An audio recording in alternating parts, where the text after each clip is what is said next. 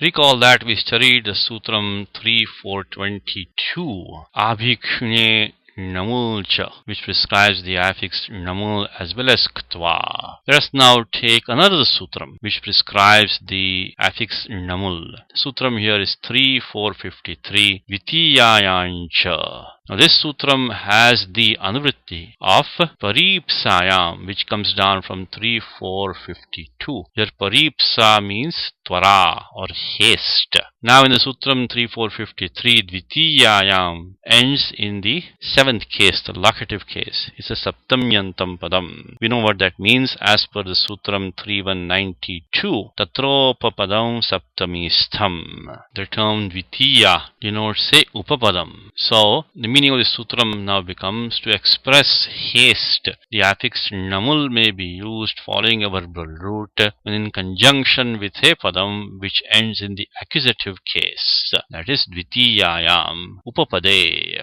And of course we are in the adhikara of dhatoh, which started way back from 3.191 and goes to the end of chapter 3. So, the suffix namul is prescribed after a verbal root. The reason we are taking this sutram is that Panini himself has used this sutram in the Ashtadhyayi in deriving the term ekvarjam in the sutram 6.1.158, anudatam padam ekvarjam. And we also find an example of this sutram in the Bhagavad Gita, verse 59 of chapter 2. Vishaya vinivartante niraharasya dehinaha rasavarjam rasopyasya parandrishtva nivartate.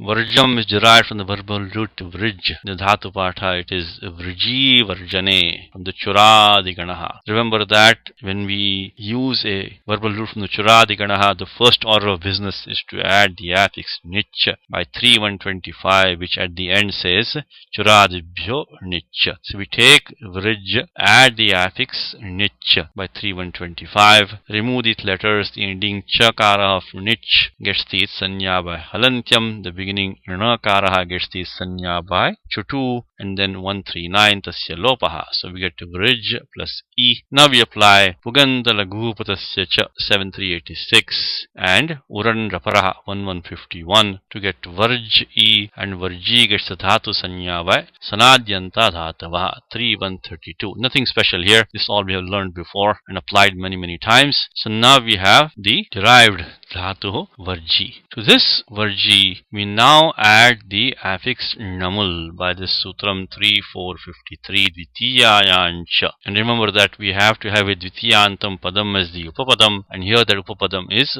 rasa plus The question here comes is that where is the sense of haste conveyed in this example from the Gita? The meaning of Vishaya vinivartante niraharasya dehinaha rasavarjam. It means that the sense objects, they turn away from a man who abstains from them, with the exception of the taste for them. So with the exception of taste is rasavarjam. That is fine, but where is the sense of haste? Remember that 3.4.53 only applies paripsayam, tvarayam, when haste is to be conveyed. I guess we could say that the sense objects turn away, having hastily left behind the taste for them, or simultaneously leaving behind the taste, accepting the taste. So we could apply a sense of haste even though it's not really apparent. And in this context, the Padamanjari commentary, which is a very scholarly commentary on the Kashika, it says that paripsayam iti prayikam. Prayikam means that the condition paripsayam to express haste is not strictly required to use the Sutram 3.4.53. Prayikam means it is seen in most cases but not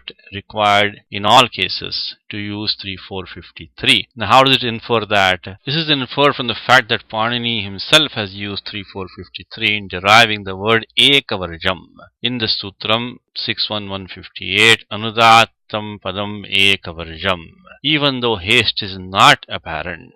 The Sutram 6.1.158 is talking about intonation, and hence it is not of direct consequence to us. We're looking at the Sutram only because Panini has used the word ekavarjam in which the Sutram 3.4.53 has been used. The meaning of 6.1.158 is that a padam has the anudatta accent with the exception of one syllable.